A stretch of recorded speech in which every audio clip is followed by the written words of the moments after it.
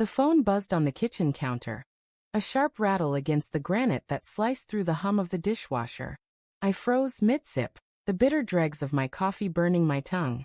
The screen lit up with her name, Lila, and the preview of her text, "I'll be staying at Jake's tonight. Don't wait up." My stomach lurched, a cold, twisting knot that felt like a fist clenching my insides. Jake. Her coworker. The guy with the easy laugh and the too long eye contact I'd noticed at the company barbecue last month. I set the mug down, the ceramic clinking too loudly in the quiet house, and stared at the words until they blurred. It wasn't the first time Lila had stayed out late. Her job at the ad agency demanded long hours, client dinners, and team bonding nights that stretched past midnight. I'd grown used to the empty side of the bed, the faint scent of her lavender shampoo lingering on the pillow. But this was different. The casual tone of her text, the way it assumed I'd just nod and go to sleep, stung like a slap. I typed a reply, "Okay, love you," then deleted it. My thumb hovered over the keys, a tremor running through my hand. "What's going on at Jake's?" I typed instead, but I didn't send it. Not yet. The house felt too big, too still. The living room stretched out before me, all sharp angles and shadows cast by the single lamp I'd left on.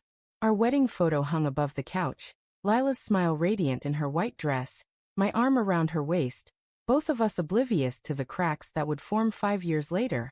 I walked to the window, the glass cool against my palm, and stared into the dark street. A dog barked somewhere down the block, a lonely sound that echoed my unease.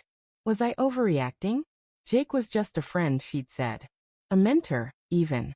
But the way she'd laughed at his jokes, the way her hand had brushed his arm at that barbecue, it hadn't felt like just anything.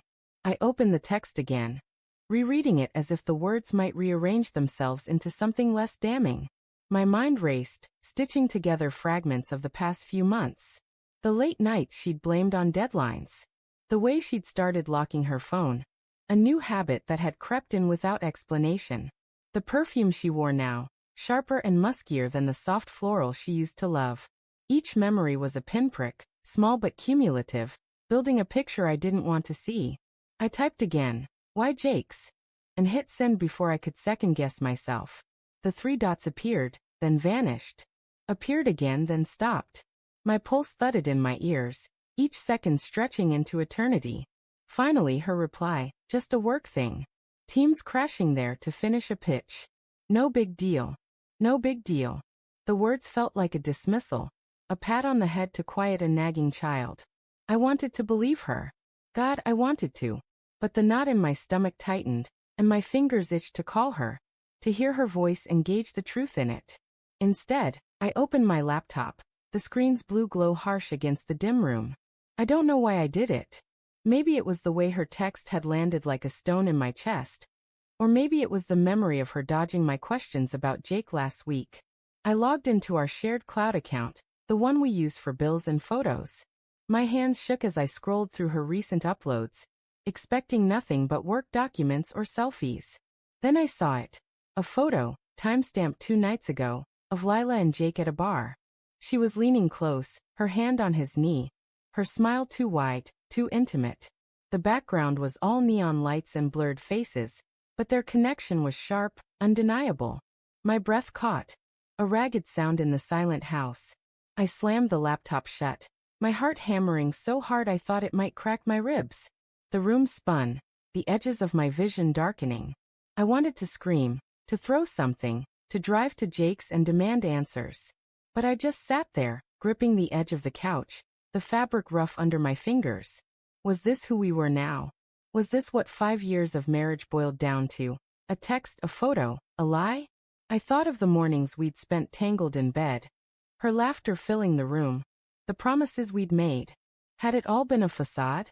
I grabbed my phone and called her. It rang once, twice, then went to voicemail. Her voice bright and professional. "This is Lila, leave a message." Felt like a mockery. I hung up, my throat tight. I could drive to Jake's. I knew where he lived.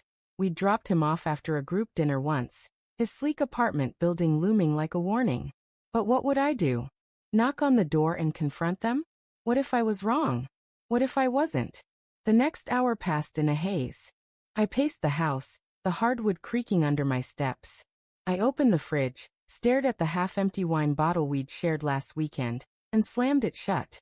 I checked my phone obsessively, hoping for another text, an explanation, anything. Nothing came. By midnight, the silence was unbearable. I grabbed my keys, my jacket, and headed for the car.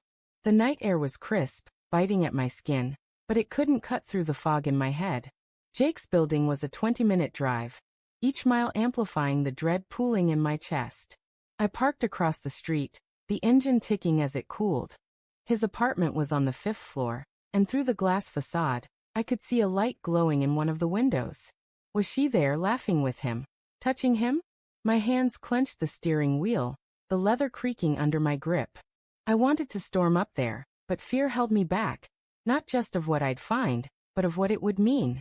If I saw them together, there'd be no one seeing it. No going back.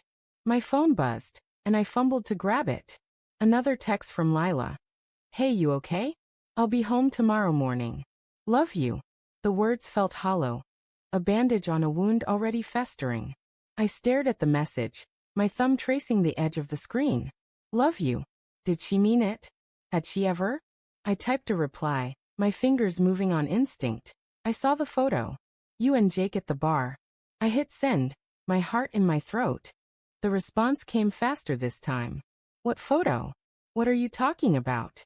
The denial was so quick, so smooth it felt rehearsed. I sent the screenshot from the cloud, my hands trembling. The 3 dots appeared, lingered, then disappeared. No reply. I leaned back in the driver's seat, the headrest cold against my neck, and stared at the lit window. Minutes ticked by, each one heavier than the last. Then the light in Jake's apartment went out. My breath caught, my eyes straining in the dark. A figure appeared at the building's entrance. Lila, her coat pulled tight, her hair catching the streetlight's glow. She glanced around, her movements quick, almost guilty, then started walking toward the subway station. Alone. No Jake. No team. Just her, hurrying into the night. I could have followed her.